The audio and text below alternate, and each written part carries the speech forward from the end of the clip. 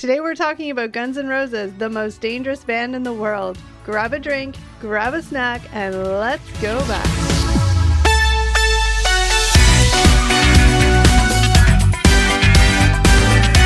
Hi guys, and welcome back to another episode of Gen X Unfiltered, the podcast. What's up, everybody? Welcome back. Hey. Oh, Eric kind of threw in a new little intro. That you have to do it. It's stuck. That's my thing now? That's what it is. Well, we'll see what the people say. If they're like, hey, don't do that again. That's it. It's a one and done. No, I think that has to stick. That's it. Okay. All right. You're committed. I'll have to put it on fire hey now. every day. Like we said in the title, today we were talking about probably one of Steve's favorite bands of all time. Definitely up there, yes. Guns and effing Roses. Ooh, was that badass?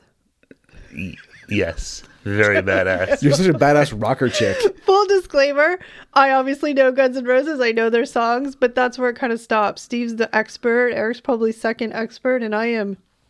So I was trying to be all like badass. Well, I with think the everyone vibe. knows. I mean, they were. Yeah. They still are, but they were a massive band. So I think yeah. everyone pretty much knows something about Guns N' Roses. Knows probably at least Axl Slash. But you're probably the super fan out of us. Well, I'm a big fan. I'm a fan from a long time. I know Eric listens to him too. Like I think. Oh yeah. Yeah. A couple of my first CDs were Guns N' Roses CDs actually. Yeah. It was one of my first.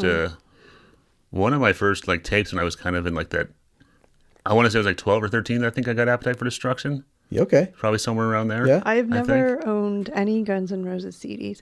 I can tell you the songs that I do know just because they used to play them at the bars and stuff. Mm-hmm. But like Paradise City, Yeah. Sweet Child of Mine, November Rain. That wasn't really a bar song, but they used to Not play so that. much a bar song, They used to yeah. play that on like the Much Music Countdown or something. Oh yeah, we'll talk about that. That was a Paradise City was a bop in the bar. That's- as the kids say. They were a banging. bop. Yeah. That's probably, I mean, you're going to mention songs that I've probably heard of, but those are the three like main ones that I know. Well, those are some of their like biggest ones by far. Yeah, like if they come on the radio, I'm like, ooh, I know that song. But otherwise. Yeah, November Rain's been one that's more. It's a a little later, different sort of style, but that was a huge one for them. They had all those kind of videos back in the day, and so that's kind of where my knowledge ends. Yeah, they were probably arguably one of the biggest bands in the world at the time, maybe the biggest. Like they were. Oh yeah, like late 80s, early 90s. At the peak of their time, they were huge. Can I ask a question? Yeah. So you can fill me in with the knowledge.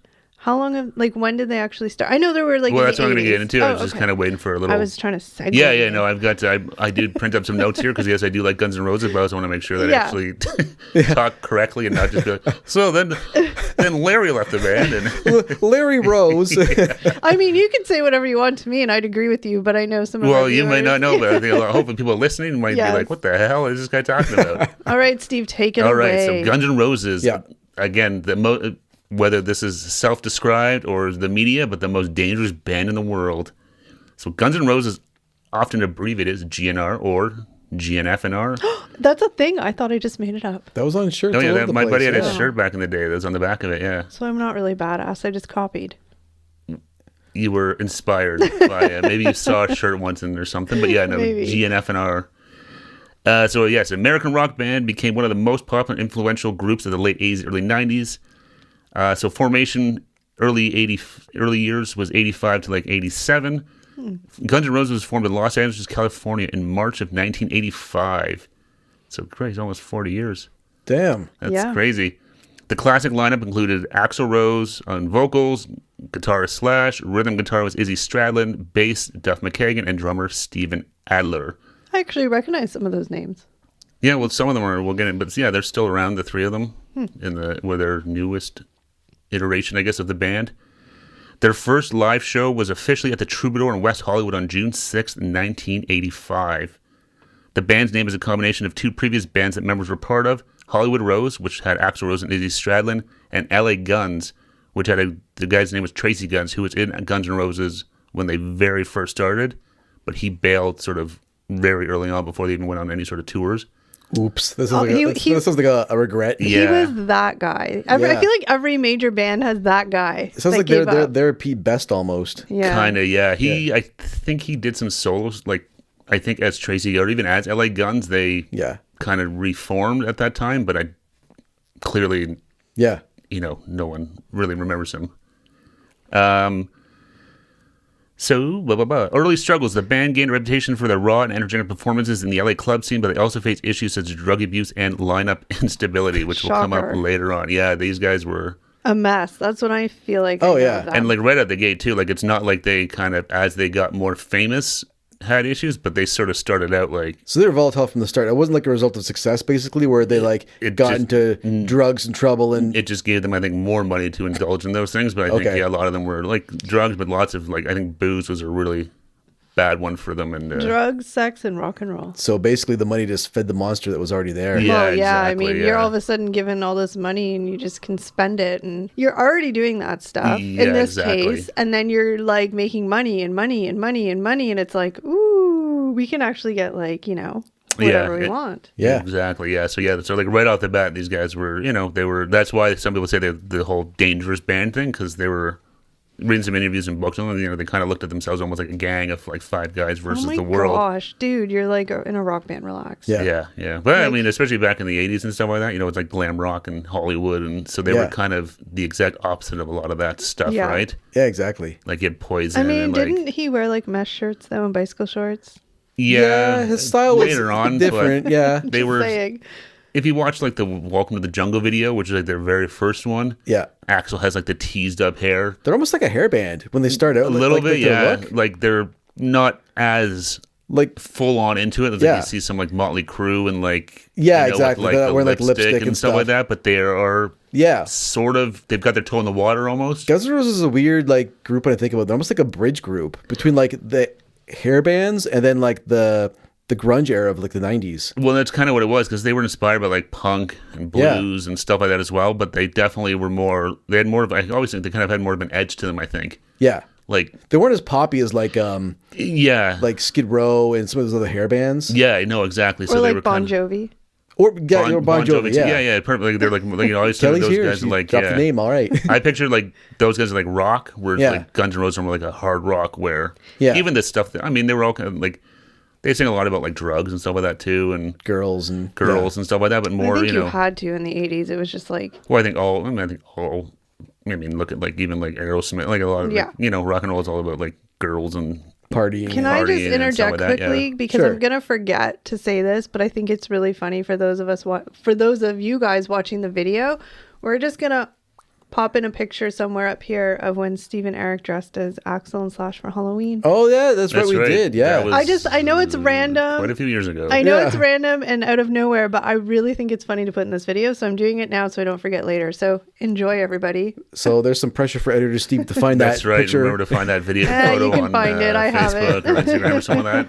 And we were the Huge Illusion era. And I'm not gonna Axl and lie, Slash. Yeah. like they did really good. Like when they get in on costumes, like they go for all the details. I think Eric even had like the chickened out on the nose ring bicycle or shorts. something. I Did he have a nose ring? He had some sort of ring, lip ring. I don't know, but No. like they He go did, all in. but I don't remember Eric. I don't think I had one. I'm pretty sure you did. Maybe I did. I don't. Costume. Honestly, It was a long time ago. Quite a while ago. Well, but- there's the picture. Okay, well, look at the picture and we'll go back and reference. That's right. Yeah. I'll have to Yeah. because I don't remember. I just know I was not going to wear the actual bicycle shorts. The actual was wore. I'm like, I know you kinda- Nobody needs to see that. You kind of pussied out. No on one that. needs to see that. Actually, well, I remember my sister was a huge Guns N' Roses fan and thoroughly enjoyed it. Ew. But I was. I'm not a fan of. It boys takes a in big man to go in basketball front of 50,000 people in like the skimpiest, Nut huggers. tightest shorts you could possibly find. That's Yeah. I mean, again, like Some all power balls. to people, like wherever you want. But yeah, I mean, I just find it so crazy. Like, I mean, I get it. Maybe it's just whatever. But like all these, like the Bon Jovis and the Aerosmiths and all those people in the '80s bands. Like, I mean, I was Yeah. obviously young, so I wasn't of the age to admire them that way. But like, not my jam. No, well, that's and that. I Like, mean, just you're just sort of, no. yeah. When you're a kid, you don't really think I like that know. or whatever. So, And now looking then- back, although for me, Axl Rose has never really been yeah, high on my list of no, okay, yeah. This is not your style. not my style. No. Probably because I think he's an asshole. But we'll get into that. Well, later. that's a whole other conversation. Yeah, about- exactly. but yeah, okay. So anyway, so early struggles. Their first manager, Vicky Hamilton, discovered the band in a small club and offered to manage them after seeing their raw talent, and they eventually signed with Geffen Records, and that's who they were with. when David they put out- Geffen? That's right. Who actually had some pull with them. So, their debut album, Appetite for Destruction, was released on July 21st, 1987. It initially struggled to gain attention, but after the success of Sweet Child of Mine, it became a massive hit. That song reached number 1 on the Billboard Hot 100 in the United States, making it the band's only song to top the charts. That's crazy. Yeah. I didn't know that was their only chart-topping song. Like, well, the like huge hits they had on the Use Your Illusion albums. Yeah, Like, I guess none of them did. It's weird because, like, remember when we were doing the boy bit, like the NSYNC and Backstreet Boy ones? Like, they hardly had any top. Yeah, ones no, that's either. always the surprising thing. Yeah. That's right. It's They had like weird. 1, I think, or 2 tops, like Backstreet Boys or And like NSYNC the other stuff. one Yeah. didn't have any. Like, it's so weird when you hear stuff like that. yeah, it makes me wonder like who actually got number 1 hits Right? back in the days. Was it was just- it, was it all Well, Phil Collins? Or like Yeah. one hit wonders. Or Or I was something? going to say, it sometimes I think it's more stuff like that. Oh, you know, yeah, the one yeah. hit wonders that It's might weird. like pop off or whatever. Yeah. Yeah. So I don't have anything sort of written about it, but so basically what I was reading about is that when Appetite for Destruction first came out, it did nothing. It got out, it just kind of That's crazy. 'Cause Yeah. that's a huge album, and I thought it was like right at the gates huge. no, it wasn't really doing anything. It was kind of, you know, people were talking about whatever. But so David Geffen, they got him involved, and he reached out to MTV and was like, "Play Welcome to the Jungle." Oh, that song I know too. That was their first single.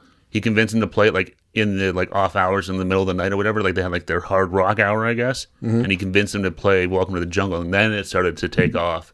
That people started seeing like, oh, who are these guys? Like the hard rock metal fans kind of started to dig it. All Yeah. the ragers who are up at night. Yeah, exactly. So that's how it kind of started for him. And Yeah. then Sweet Child of Mine came out, which is obviously much more like a power ballad, you know? Yeah. And then that, like, you know, obviously had way more crossover appeal to men, women, whatever. Yeah, That's the one that, like, Can I ask a question? really blew it up.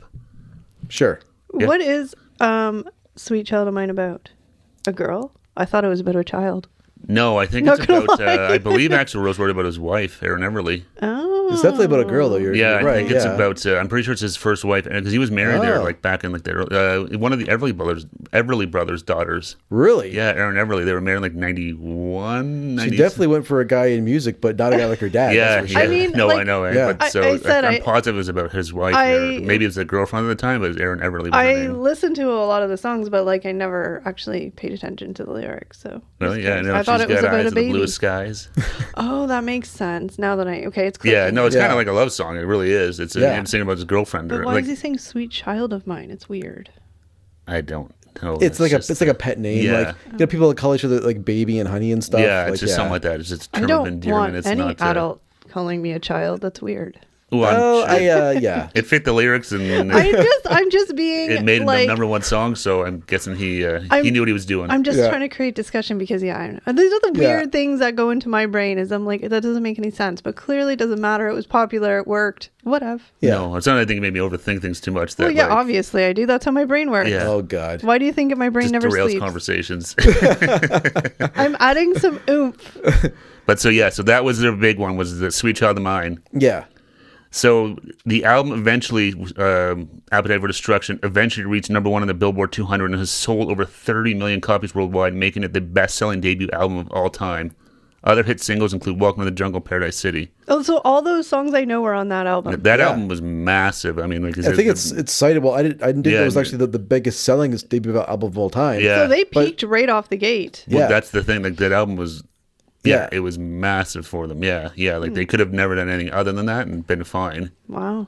Yeah, and it's one of those albums I listened, like it was one of the first kind of tapes I remember buying. I remember listening to it all the time. I heard a story about Welcome to the Jungle. I don't know if you heard this one as well, but like where Axel got the title from. Yeah, go Bus ahead. driver. Yeah, Yeah, I guess when he first got to LA, correct me if I'm wrong, like if the details are a little off here, but Yeah. he first got to LA on a bus, and the bus driver was like when Axel was like getting off the bus, I believe, or getting on. Either way, he was exiting the bus, and the driver said, "Welcome to the jungle," you're gonna and die. Yeah, True. and that's where he got the title from. Don't Yeah. they call it the concrete jungle? Maybe not. I don't know. Maybe that's New York. I don't know. well, especially going from like I'm trying. I don't, I'm not really gonna get into their backstories of all the members, Yeah. but like I think he was from Indiana, Axl Rose. Oh. You know, so, like- he wasn't from LA. No, none of these guys are all transplants. That's I think what I thought, like yeah. because I'm pretty sure like just quickly so Izzy and Axl were friends in Indiana. I know that for sure. Duff I think came from Seattle.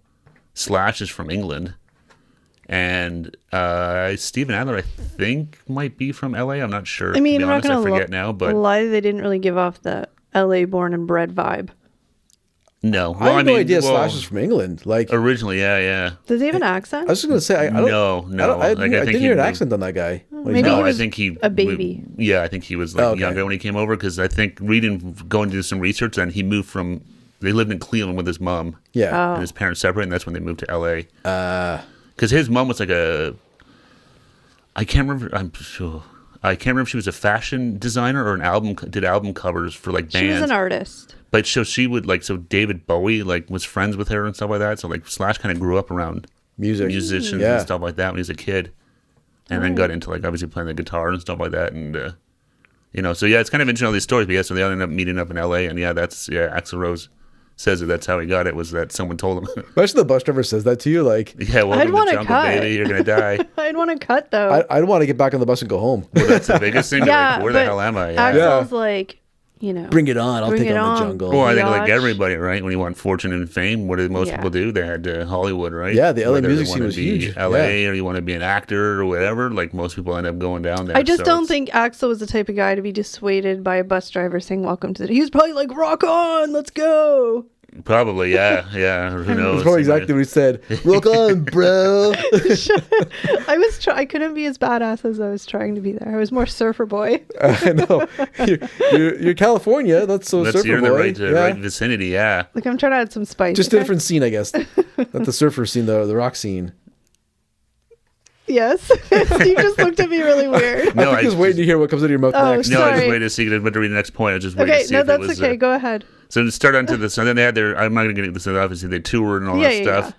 Their second album was GNR Lies. So this one actually was Lies or live? Lies. So this one was sort of a weird sort of hodgepodge. Because before they put out Appetite for Destruction, they released like a 4-song demo called Live Like a Suicide, which I think what I was reading is just kind of they put it out as like because they were going to go record an album. So while they were kind of off the scene, people could still listen to them. So a lot of all those songs ended up on Appetite? on GNR. No, on Oh, Lies. Lies. That's where like Mama Kid and stuff comes from on Oh, there. I know that song. Yeah, it's an Aerosmith song they did a cover of. Oh, that's why I know it then, because it's Yeah. I was like, wait a Yeah. minute. But Patience is on that album, right? Yeah, Yeah. Patience. That's bad song. I think that's like the only real big song that came off of that. Really? And that's like The a big ballad, band. isn't it? Yeah. Yeah, that's like a super like ballad. like that there's song. but it's all acoustic and stuff like that. Yeah. Oh, so the second album, which usually I feel like even The when we sophomore were, Jinx. well, even Yeah. when we were talking about Bon Jovi, it was sort of the same thing because I think it's so hard to replicate that instant hit like they all had in the first one. Yeah. Yeah, I think The expectations are so high. I think the biggest thing is you have years to develop that first album, That's right? yeah. I Yeah. was gonna say the same thing and that's where like boom, Yeah. money. you can spend as much time as you want on your first album. The second one, like it's It's like do the same thing you did that took you years to like perfect. Do that Yeah. in like 6 months. 'Cause well, we that's want why, money. like I said, so with GNR Lies, so like I said, in 1998, the band released GNR Lies, which included acoustic songs and tracks from their earlier EP, Live Like a Suicide. The song Patience was the biggest hit from that album. But I think that's why they kind of took some songs they already had, some new songs, and just kind of, Yeah. because their next big real album was like Use Illusion. Yeah. GNR Lives was just kind of like that, like, almost like even like Nirvana had Incesticide. Bleach? Or no, it's just like That right where that came out Sorry. before In Utero, Yeah. which was kind of like their next full album. Full It's studio like the album, bridge album. It's like you're putting something out just to you're Keep yourself obviously relevant. super famous, super Yeah. popular. You want to keep making money. Yeah. Yeah. So Lies Keep was yourself kind of that, relevant. like keep you out there. You put some new songs, maybe some stuff that you recorded Yeah. for your first album that weren't quite good enough or whatever. Yeah, where now people give it a chance. Yeah, exactly. So Lies was that one. So did you guys have Lies? I definitely had that album too. No, this is where you're more of a like GNR fan than I am. Yeah. I had like the big albums. I had Appetite for Destruction and Use Your Illusion 1 and 2. Okay. Yeah. Yeah, Lies wasn't bad. Like I said, that really was just Patience was the only. I think that was the only actual song that came out on there, like to any sort of fanfare, and that's the one that I did a do video like for. that song. Yeah, it was super catchy with all the whistling and stuff like that. It's a good tune, yeah. Props to actually, he's a really good whistler. Like man, oh man, like That's he, a People really give him credit. That's a really random like accolade. well, no, Really but good listen, like whistler. in Civil War, he whistles I on know that, that song too. Like too. he whistles on a Yeah. bunch of them. It's like, Is he actually whistling? yeah. You watch some concert footage. Oh, okay. It's legit him whistling. He, This is before auto-tune, man. Like it's him. Alright. that's right. You couldn't just fake it. You had Yeah. to. I'm Still just thinking asking. it. Go all if you- in. Yeah, I mean, I know it's not that I don't believe you. I mean, go Axel. I don't think you believe. I think you're like you sound like you're a doubter. You're a good whistler, I guess. It's weird. No, but listen to the Patience. The whole first, I'm- first like not 2 I'm minutes, just being but okay. Look, this is why it's funny to me. Like, whatever. That's good that he's a good whistler, but it's this like hardcore like rock and roll guy, and yeah, no, it's he's definitely no. But wait, it's like hardcore rock and roll scream at the top of your lungs. but he's a really good whistler. It just You know, my sounds favorite part of funny. Patience is a really good song. It's like when it kind of slows down and you think it's like the end of the song, but then it picks back up at the end. Like there's kind of like the whole band gets like a chorus Ooh, together. I love those Yeah. songs. Yeah. That do Yeah. that. Well, when you see them, they do it It's live. like a bit of a sing along at the end there. Yeah, Yeah. Like I know I never got to see and that's something we can talk about. Like I never yeah. saw the original lineup of Guns And N' why Roses not? live because I wasn't allowed to go. Thanks, Mom. My sister went. She said I was too young. I was 13. Yeah, must have been 13.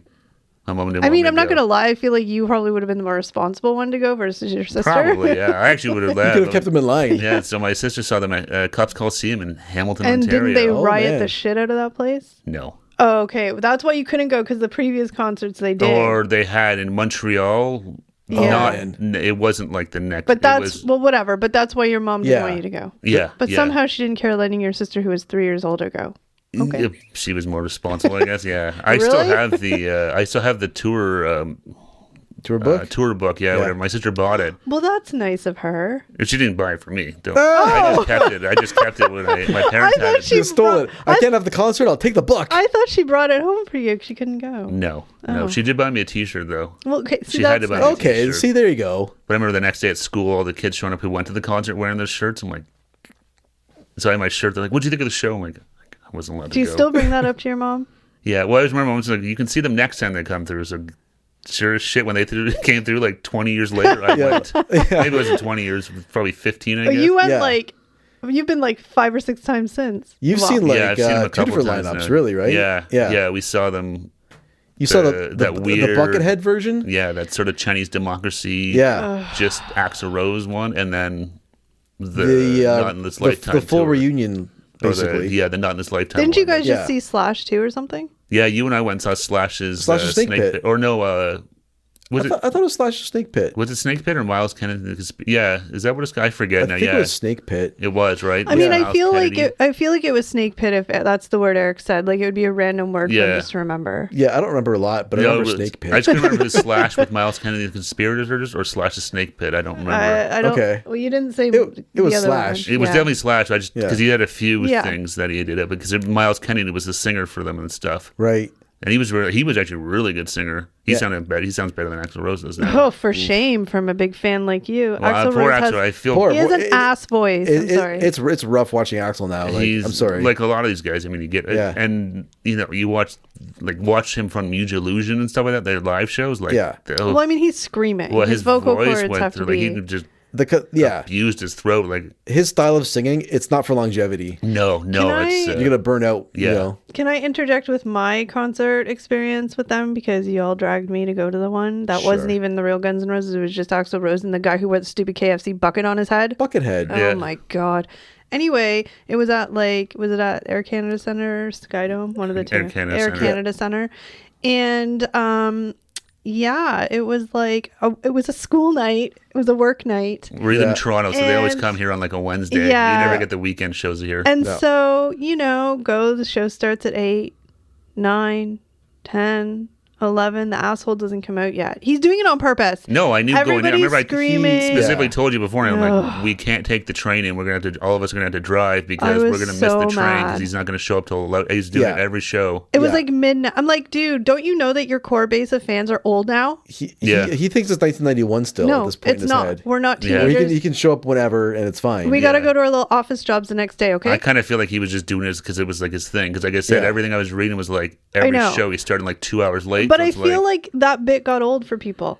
oh, absolutely. I mean, It's it's just- totally disrespectful to your fans. I don't care Yes. who Oh, yeah. you are, whatever band. It's like, awful. Like, Yeah. You things know. happen and a concert gets delayed, whatever. But, like, if this is your bit, like, that's just effing well, rude. not even that, but there's like you pay fines, like regardless of what we Oh, say. they like, don't he- care. No, but that's what I'm saying. Like, it's not like he can just do this. Like, No, there's because- unions, dues. You know, you got to pay union workers and Overtime. all Well, stuff, but not only overtime, and there's that, but they're bylaws and stuff but like that too. So it's the They're probably obviously renting out the facility, Yeah. and the facility probably has an event the next day they have to get ready for, so Yeah. they're going to have to pay major fines. oh for yeah, that to no, happen. that's what I'm saying. Like, it's not like you can just show up late. Like, there's lots of financial repercussions as well. But as That's a like- fan, it sucks because No, it's annoying. you want to take public transit because you want to have a couple beers, but it's like, hey, that last train it's going to be in the middle of their show. The show, yeah. It was so long that I remember sitting there, and it was so noisy because people were getting angry and yelling. Yeah. And I'm sitting in the chair, and I was so tired because it was already a work day, and it was already almost midnight. And I'm literally sitting there with all this noise, and I remember like actually falling asleep sitting in the chair.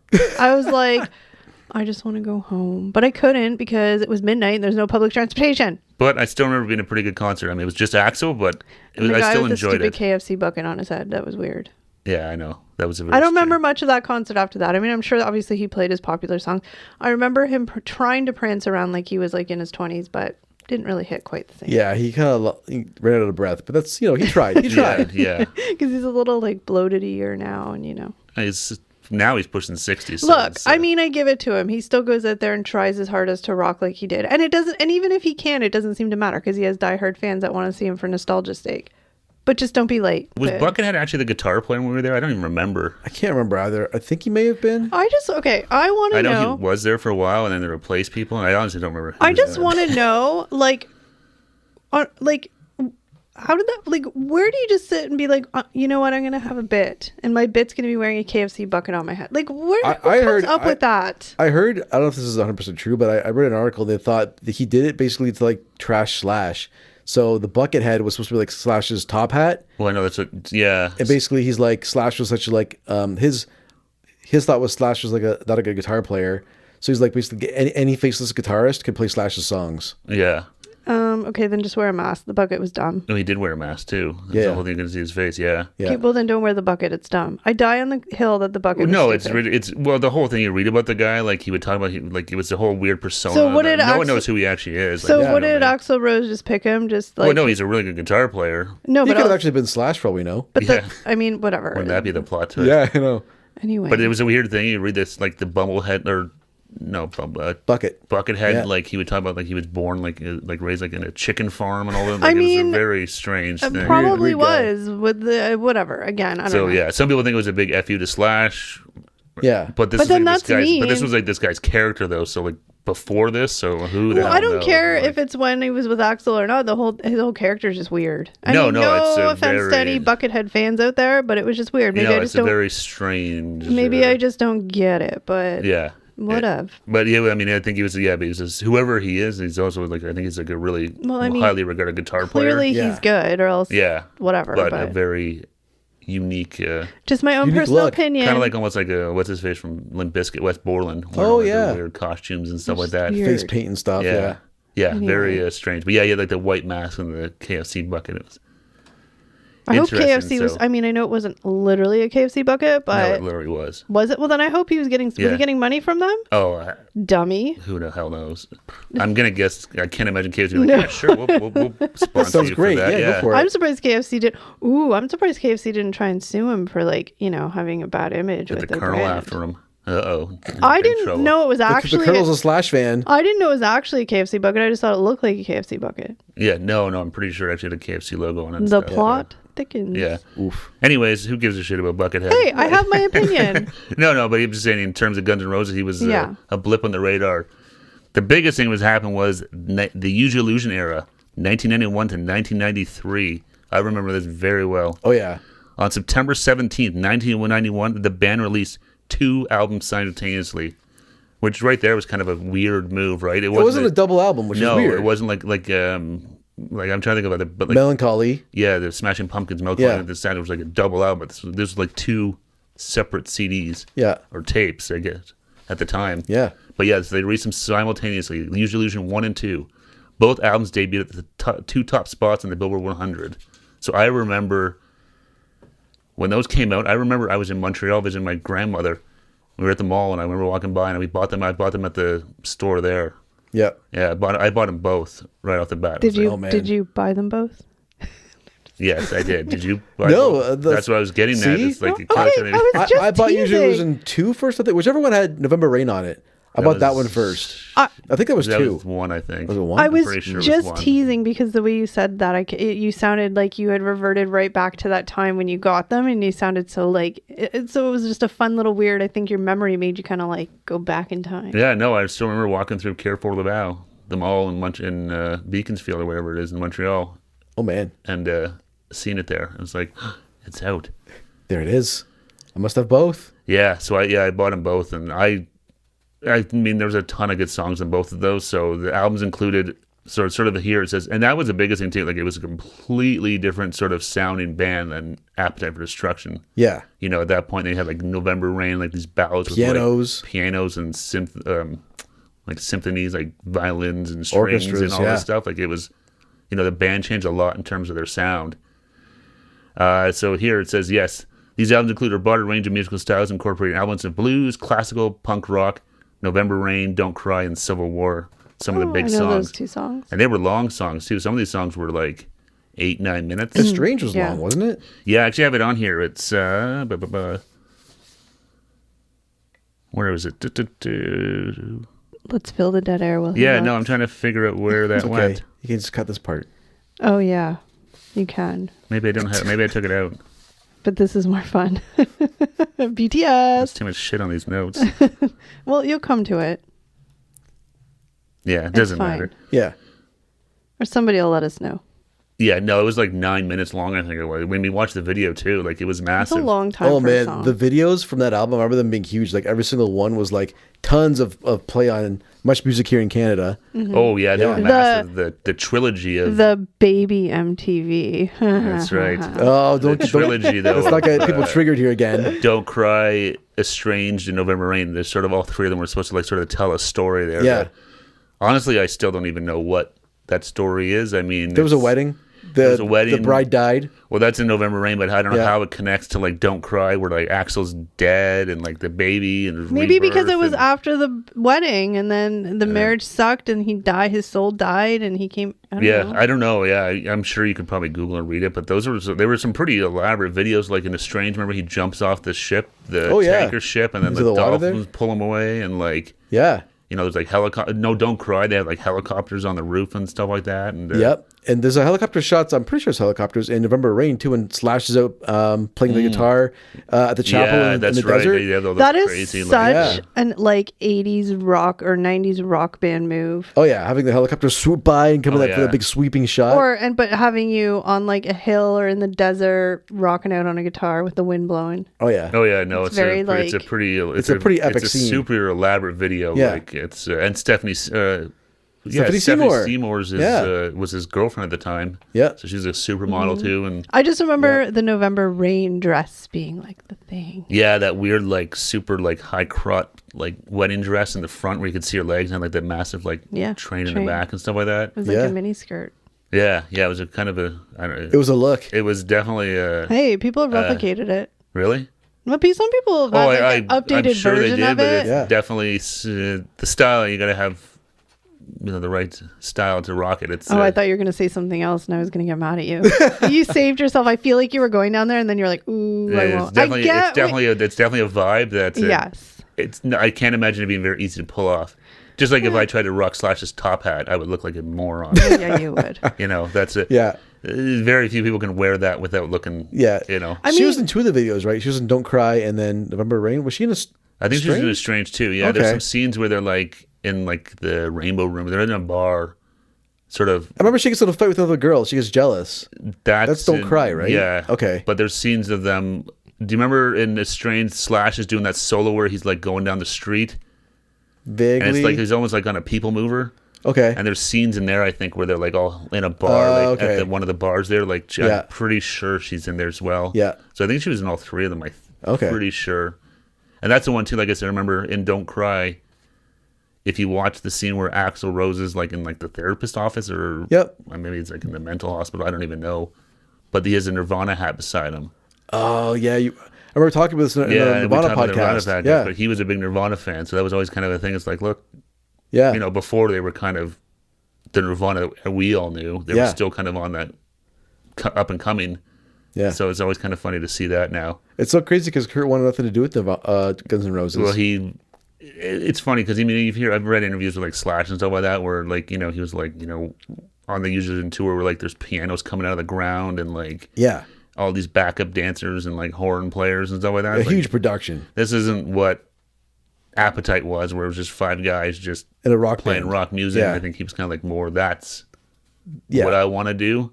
But it's harder though too. I mean, most bands are like that. You kind of start to evolve. They have to a bit. evolve, especially if they want to be around for a while, right? Well, you need to kind of grow, right? It's like anything, like any band, it's going to change and stuff like that. It's yeah. I don't know what you're thinking there, Kelly. You're pretty. I have no idea what you're talking. I mean, I obviously know, but I don't know any of those details of things, so I have no comments to say. I mean, honestly, I really don't. But you listen to like November Rain versus like Welcome to the Jungle. Like they're sort of two. Well, yeah, I mean, totally they different are bands almost. They're different. I mean, I only ever like I don't, and this is just full honesty, and it's fine. It's just what it is. But I mean, it's not like I'm ever like, ooh, I really am in the mood to listen to Guns N' Roses songs. The only time I ever listen to those songs is either if I'm somewhere and they play them, or if you're like whatever. Like, so I mean, I don't really have any like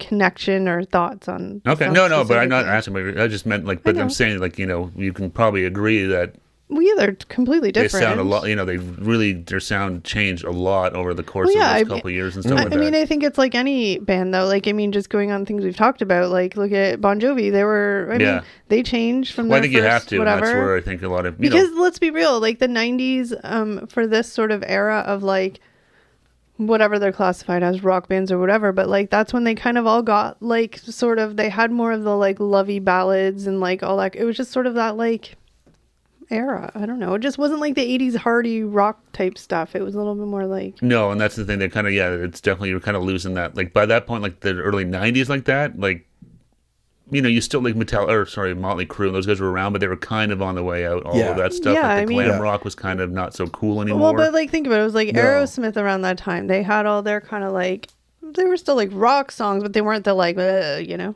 yeah. Well, even Aerosmith, they've always been sort of more of a bluesy right rock. But I'm just saying like it was just sort of that era, like the early 90s. It was all like Here Again, Much Music, we had the countdowns, and it was all those types of those songs. Like it wasn't like necessarily the, I mean, I know it was older, but I mean, it wasn't like Sweet Child of Mine was playing on it. It was like the different types of songs. I don't know what I'm trying to say, but I just feel like it was a different, like it was more of like a softer time.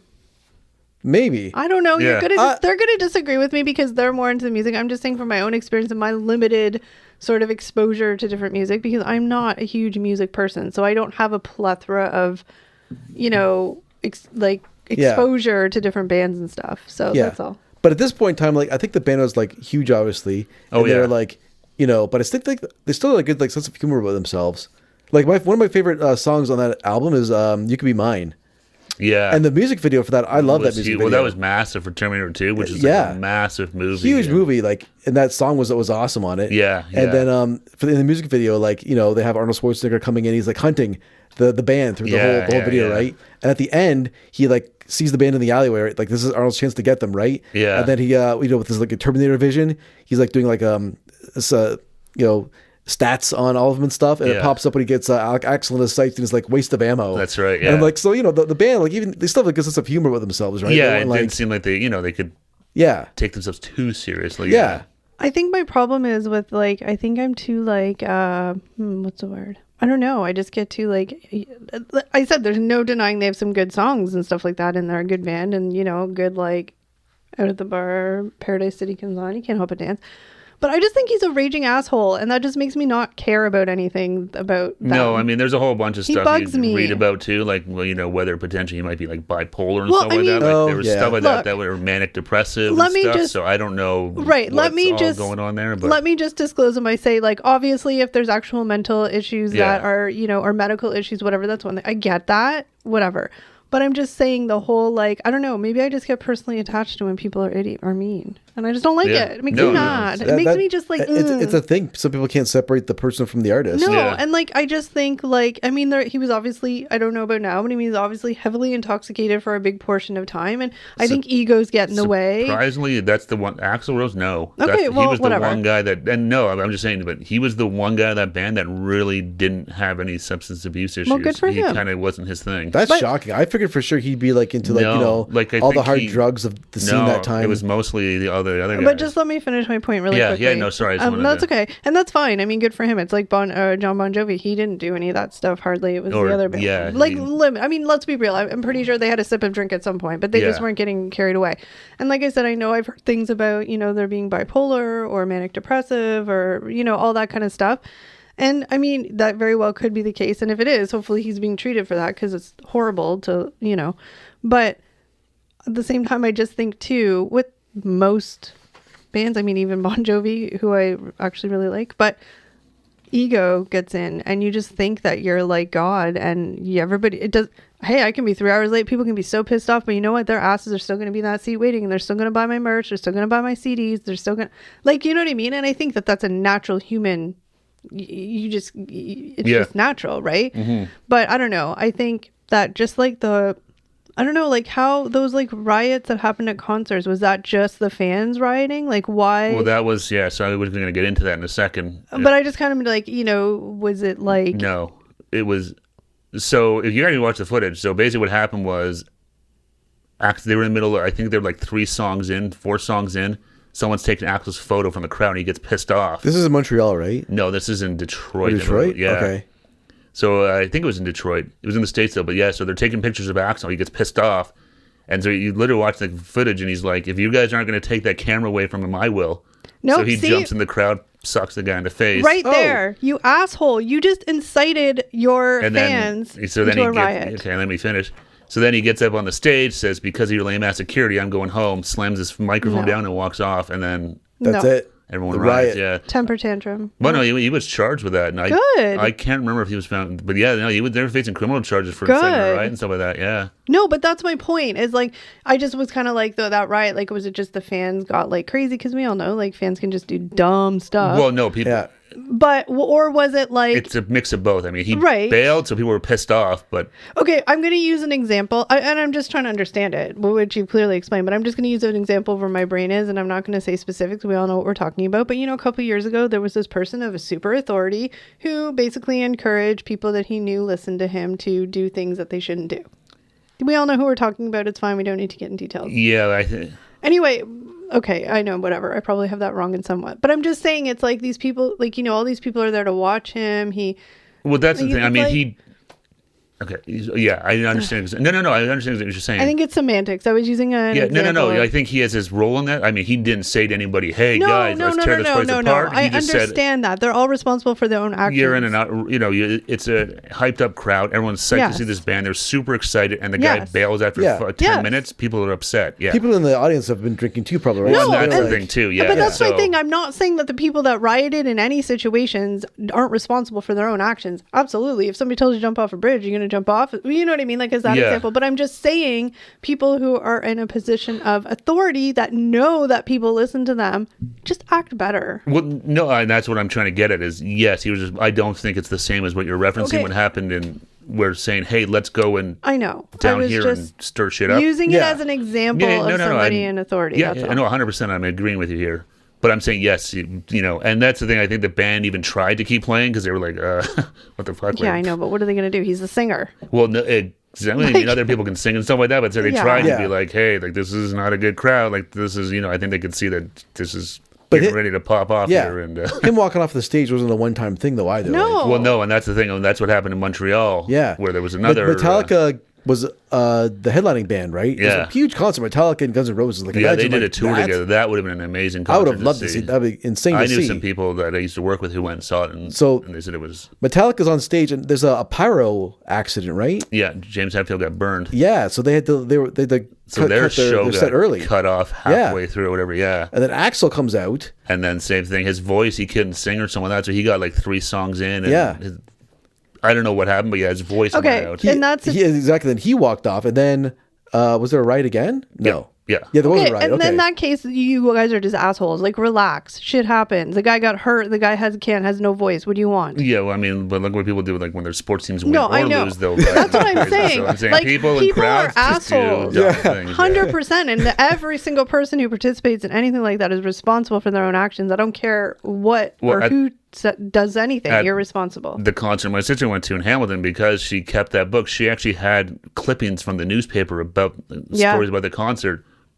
In the middle of, I think it was in Paradise City, right at the end of the show, Axl Rose got smoked in the face by a lighter. Oh, shoot. And everyone's like, uh-oh, here we go. Yeah. But he actually left, but then came out and finished. Oh, wow. But yeah, just take a breath. Yeah. Like, I know they're human, and I know, like, I can't imagine going out on stage and, like, I mean, the photo thing was just he popped Well, off. But I'm just saying, yeah. say in that example of like where he go on stage to sing and 3 songs in, you're just like, shit, like I can't do this for like you physically just can't do it. Your voice doesn't work. And imagine like I mean that is like you'd feel terrible presumably. Presumably, yeah. But I mean, Axl Rose had a history, and we haven't even touched on this. And that's part of the problem, though. I think he grew a reputation. Well, that's the thing too, because they went on, and as we're talking about Use Your Illusion tour, they embarked on an extensive Use Your Illusion tour, which lasted until 1993, and was marked by incidents including the infamous Riverport riot, which is the one we were talking about in the States. Mm-hmm. So I got a note here: the Use Your Illusion tour was in tour. It was for 28 months. It's how long they were on tour for. I think it's one of the longest tours in history. Like it's crazy for over 2 years. Yeah, I know that they toured the shit out of that thing. Mm-hmm. Okay, so there's you're dealing with like then they had cancellations everywhere. So it's I can only imagine the mess that was going on there. Yeah, but then you've got half your band that has massive substance abuse problems. Yeah, Jesus. A lead singer that doesn't show up, exhaustion, but all sorts of crazy stuff. Like, but then even peeling back the layers further, it's almost, and again, not taking any personal responsibility of anybody who is an asshole, but I'm just saying like band members, people, whoever, but you peel back the layers and it's like, they were just like for the record label, just, partly just work with like bringing the money. And the record label, I'm assuming, I don't know how it works, but I'm assuming the record label is the one that sets up the concert. Like it's not like they are setting up the tour schedule. Yeah, they have. Well, they have promoters. I'm saying they're driving it because they own them essentially. Well, you got to pay back that money that they right. So like stuff, it's like dudes, like even if like they're like no, we can do this. We can. It's just crazy. Like 2 years of on the road, like that's insanity. Oh yeah. I mean, I look at Taylor Swift, who's doing like basically it'll be almost like I think she's had breaks, right? So she'll go on tour for like a month and do 4 shows a week, but then she has like a month or 2 off. Yeah. But like these guys are just probably like every other night, every night, every 2 shows a day. It was pretty much It was. I can't remember how many shows they did. It was nuts, but like that's crazy. Well, I think that's also sort of part of the mystique of the band is that you didn't know what you were going to get when you showed up. Right? Yeah. Like, because if are you going to get like an amazing show or a walk-off? The greatest shows you've ever seen in your life, Riot. Yeah. So I think that all just kind of added to this whole sort of weird mystique around the band that like, the whole dangerous band in the world, you just didn't know what the fuck was going to happen. I would just be so pissed if you... I would be absolutely livid. I mean, and first and foremost, like if you throw it at... Because you see it happening now. If you're at a concert and you throw something at the artist, you're a fucking asshole. Of course. Don't You're do that. an idiot. Anybody. Just don't. You hear like I've seen videos of like Post Malone or these guys getting hit with like massive water bottles. I was like, don't throw stuff at the artist. Well, that's why a lot of concerts It's super dangerous and a terrible idea, and you're a jerk if you do it. But that's why lots of concerts now, I know at least here when you go to a concert or a sporting event, if you get a bottle of water, there's no lids on it. I remember last time, it's been a while, but I remember that. Like you don't get lids on anything. The amphitheater. And it's like really, because asshole people, I can't have a lid on my water bottle and have to risk getting like snot and spit or something. Yeah, I know. People just do dumb stuff. People do dumb stuff. Like I was just thinking about Ozzy Osbourne because people feel like him biting the bat off of a bat on stage. He's crazy, yeah. People were throwing stuff at him on a show. He thought it was like a toy bat, and he like. Oh, so he didn't really know it was a real bat. No, that's what he said. His story is he has no idea it was a real bat when he bit the head off. He thought it was a rubber bat someone threw at him. The same thing happened to Alice Cooper. It was in Toronto. Someone threw a chicken on stage. Yeah, and he was like, "Oh, a chicken!" So he threw it back in the crowd. He thought it would fly. Oh my god! And they tore it to pieces. Chickens don't fly, land in the crowd, and they just got ripped to shreds. Yeah. Look, let's all be normal, like regular human beings with a personal responsibility to go out in public and watch an event and treat people with respect. That's it. You don't have to throw shit at them. You don't have to yell at them. You're asking too much. That's I know. right, yeah. And this is why I get so enraged, because it's like, all these riots that they had, like, I think some of them, more of the responsibility was on the band, and some of them people just were like, yeah, this is a riot. Yeah. People were probably going to the shows just because they were like, let's get a riot going. Potentially, well, I mean, no. There's People always those do dumb people, shit. right? I don't know about that because people get drunk. You're getting hyped up. You're excited. It's a rock show, so it's the music it's like the whole Woodstock '99 thing, right? It's that heavy rock music that just gets people kind of amped up. It gets your blood going. It gets a couple drinks or whatever else in you. But they sort ruin of a powder keg. They ruin it for everybody. That's right. This is why we can't have nice things. That's right. It's true. Damn. But if you want to see some great shows that they did one. I watched this concert. I would say I watched it like every day for years when I was a kid. They did live from Paris, France. They did a pay-per-view event. So they did Steven Tyler and Joe Perry from Aerosmith come out. And they do Mama Kin, which is amazing. Lenny Kravitz showed up. Jeff Beck was supposed to show up, but he got sick or something like that. But it's a great concert. If you guys want to see what Axl Rose and Guns N' Roses at the height of what they were doing, check that one out. Anyone listening, if you haven't seen it, it's definitely worth a watch. They also did, another great one was they were the Freddie Mercury tribute concert they were at. That's another one that ended up on some of the live albums. That was in April 20th of 1992. Did you guys watch that? I remember watching that. Yeah, I remember watching that on Much Music. Yeah. Or shitty radios, or shitty music station. It's not a shitty music station. It's just the baby version of MTV. It's better than MTV. He didn't say, okay, we're not going. He's trying to bait me. He's trying to bait me because he knows I will take the bait, and then it's going to go down a rabbit hole. Then he's going to get annoyed that it went down a rabbit hole, even though he started it. You're inciting a riot in me, Steve. Oh, good Stop. Lord. But I am going to be the bigger person and swallow my pride and not let you incite me. All right, sounds good. So yes, the Freddie Mercury concert was April 20th, 1992. It was fantastic. They did Paradise City, Knocking on Heaven's Doors, and there's a great version of Axl Rose joining Elton John do Bohemian Rhapsody. That's where that's from. That's where it's I've watched from. that clip all the time. It's with amazing. With Axl comes out Elton with the John. fireworks. It's Yeah. instant like goosebumps when that's yeah. And it just shows you like, I mean, also they're at Wembley Stadium, so that's like 80,000 people or something like that. It's Okay. Perfect timing too for that, like the rock riff at the end, like dan dan, and then it just pops out, boom, and he just like spinning around like a friggin' top or whatever. Yeah. Okay, see, this is like I lost my train of thought. And literally, I was coming out of my mouth, and it lost it as it. You're probably you're probably not done with the previous I'm argument. really not. Yeah, I'm you're like very upset about. I know you're coming in hot about Axl Rose. No. I was giving him props. I was just saying this is like, this concert that you're talking about. It sounds amazing. I've never seen it, and like clearly Axl Rose is a great artist. Like, and his craft. I would argue he's one of the unique. best frontmen ever. Right. He's unique. He has the personality. He's a front, like 100%. There's no denying that at all. And it's just like, okay, and maybe some of the, bad behavior he did helped with, their popularity or their vibe or their image, whatever. But at the same time, it's like you see this amazing concert like this, and it's like, why can't you just do this? Don't not show up and be late. I'm sure there's also stories back there about. Oh, well, I'm sure it was a shit show. I think they were going to show up or not, and all this stuff. It was probably all sorts of drama. I can only imagine, but watch the footage though, and they deliver. Yeah, it was that's the thing. Like, why just you guys are good. Just do what you're good at. They were. I think they're a fantastic band. When they're on top of their game, they're one of the best. I think so, yeah. He totally thought I was going to shit on him. But I was giving him props. And it's just sad because, like, I think in a big case, like, egos are just such a thing. Oh, I think so, too. And like you said, there's all sorts of other issues there. Right. And I think the sad thing is that shit just takes away from anything they do that's worthwhile. Like, it just taints their legacy. Mm-hmm. And everyone looks back now to the stuff that's really not that... there's other bigger things they should be talking about, how good they were and stuff, not, hey, they were late for a show, and it just kind of ruins it. Yeah. Okay, so the Usually tour went on for like 2 years, massive sales, huge band. After that, that's when everything starts to fall come apart. off the rails just there, yes.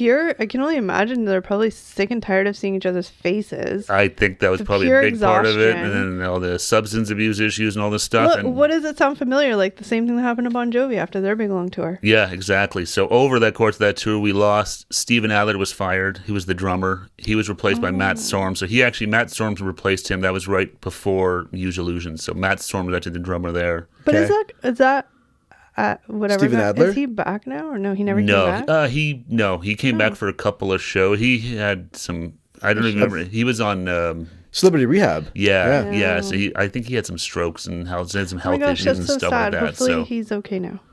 It seems like I think he's now touring as like a Guns N' Roses kind of cover band. That's like cool. he plays the drums, but like I think he's got some singers and stuff like that. Could you imagine? That's cool. Yeah, it was good for him. He did come out for a few shows, I know, when they did their reunion tour, but I think it was just like a few one-offs. Yeah.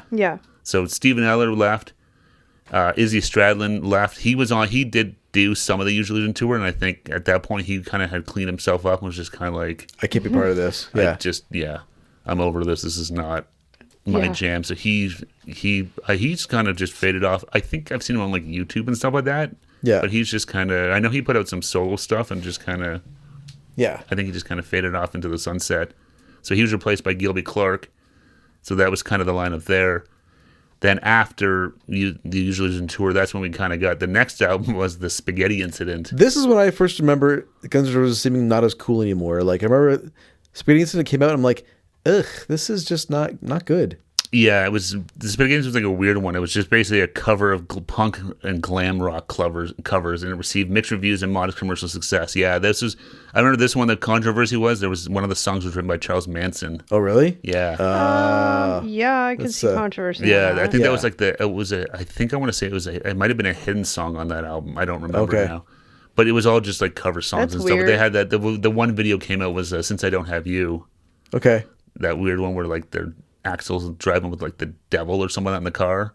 Yeah, I remember the song. It's not bad. Well, even the album itself, like I mean, they're all cover songs, so some of them were catchy. They had no, that wasn't on here. It was Sympathy for the Devil, but that was one of their last songs. That was for the Interview with the Vampire soundtrack. Okay, they did a cover Sympathy for the Devil for it, but I don't think that was on. I think that was not on this album. Okay, but so that was kind of the beginning of the end for them. Like I said. By this point, Steven Adler was fired due to his addiction issues. Matt Storm replaced him. Izzy Stradlin left. Gilby Clarke. So then it was kind of after that, slowly, so that was in 94, 95. Slash left in 96, Duff in 97. By the end of the 90s, it was really just Axl Rose on his own, working on Chinese Democracy. And really, at that time, like, that's when grunge kind of like was really. By that point, yeah, I mean, grunge is where music was at rock wise, anyways. Yeah. And like all those, the older rock bands, they were on the way out. Well, that's the thing; they just kind of weren't seen as like cool by the younger kids anymore. I'm sure they still would have been fine.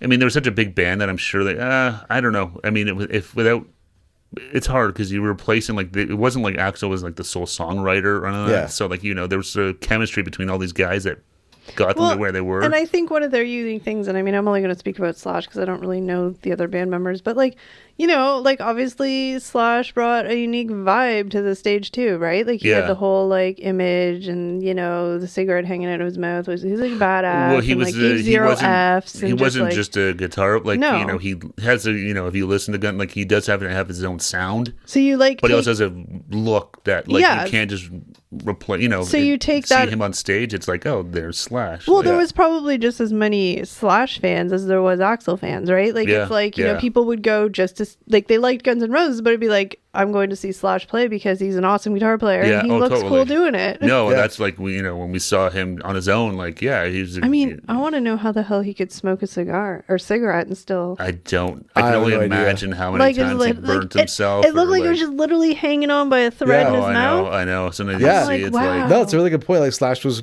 starting his own right. Yeah. He's still. He guested on that Michael Jackson album, Dangerous. Yeah. I forget what song it was.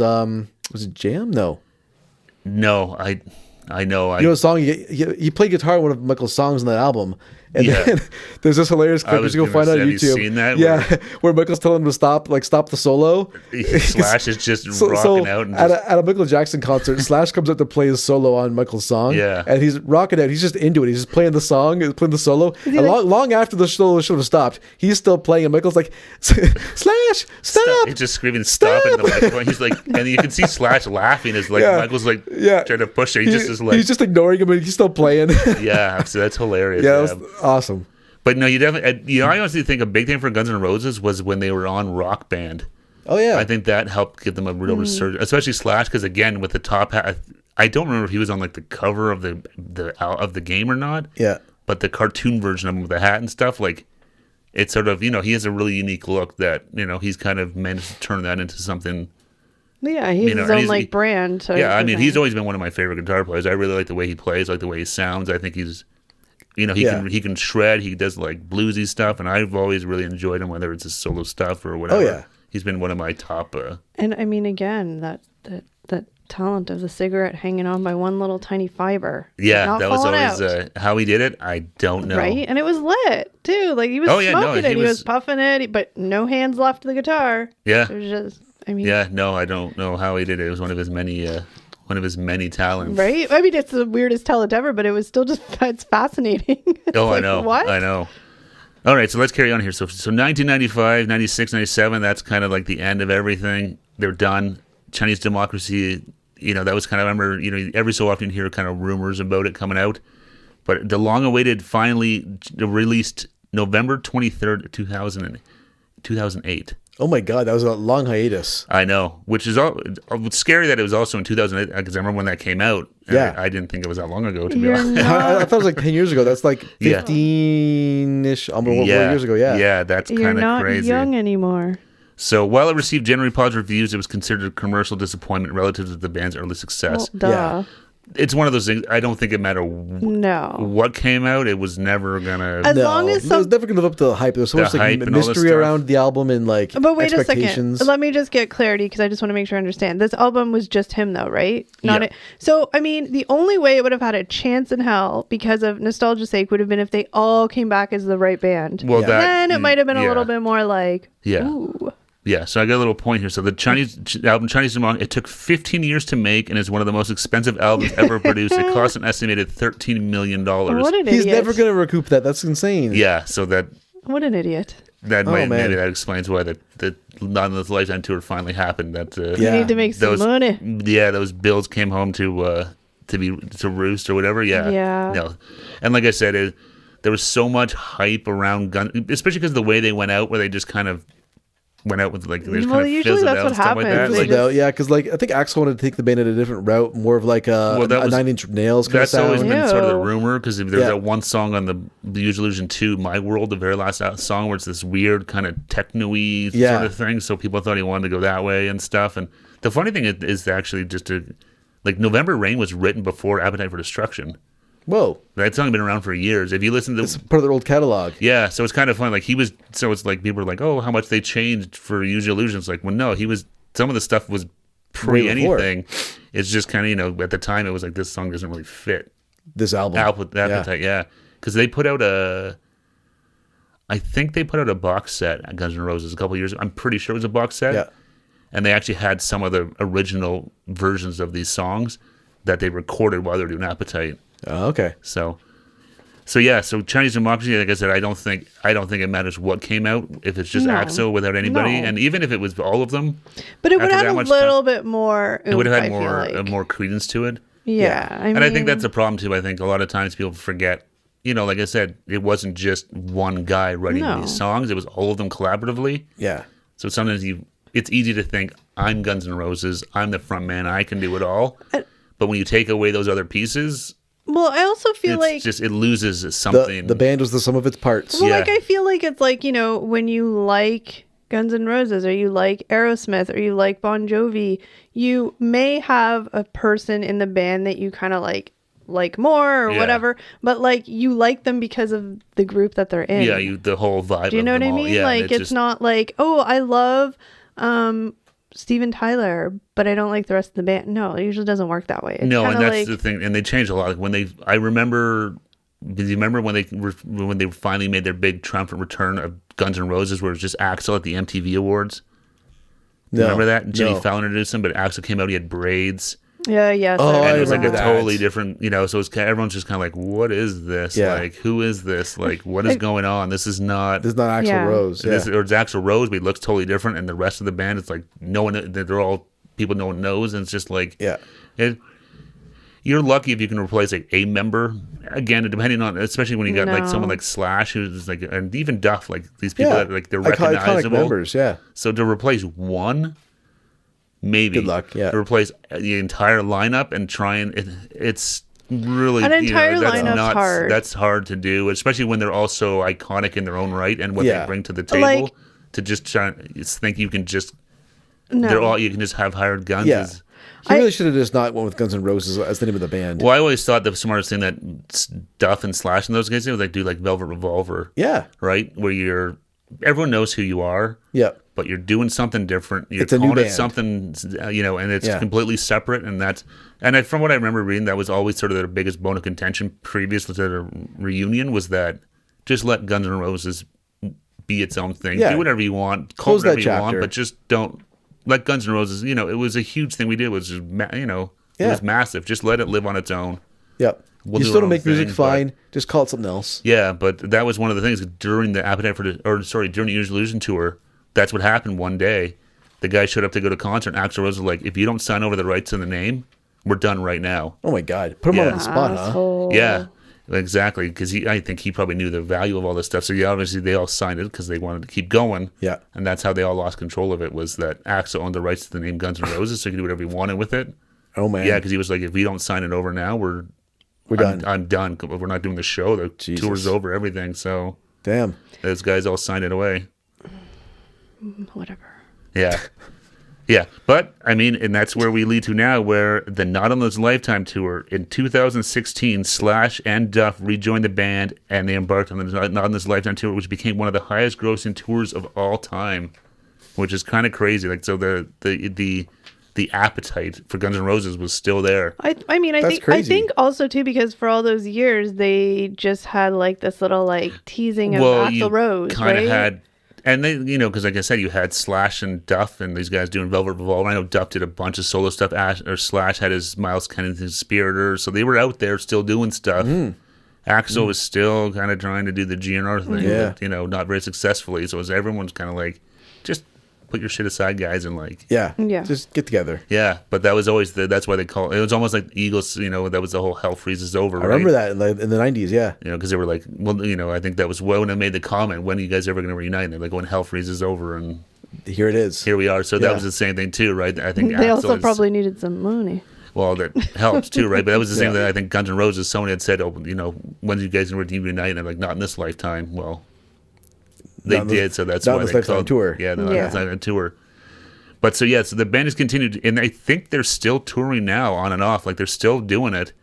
The band has continued to tour successfully, both classic hits and new material. It became one of the highest grossing tours of all time, earning over $563 million. Yeah, that they have a lot of money. Yeah, insane. I've seen it twice now.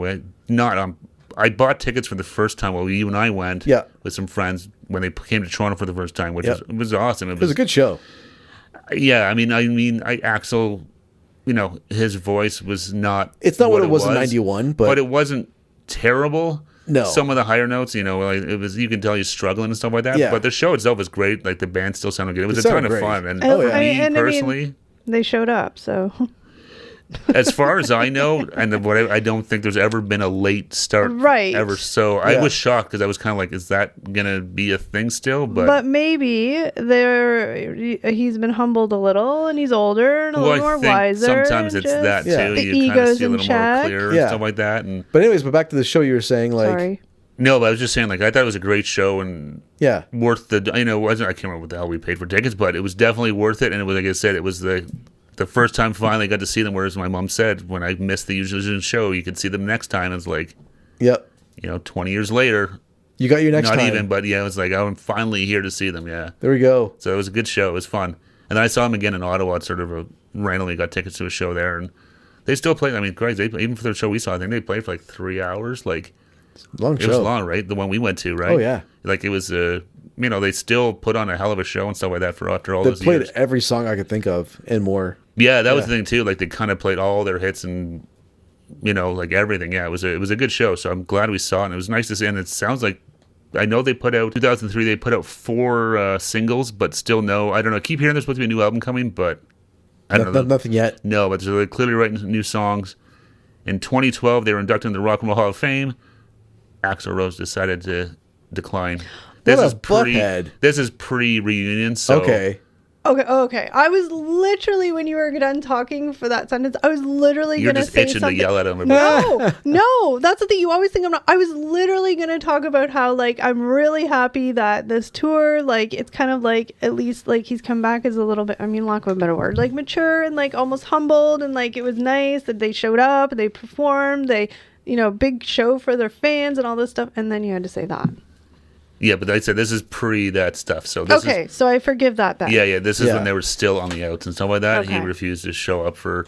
I know he's supposed to be there and whatever. But so. But I do think, like, again, now, like, it's just like a nice little fault. You start off, you're all powerful, then you get like bleh in the middle, and then you kind of come back and you're like, because to me it's like something super simple as, like, you show up to it's their job, right? That's their job.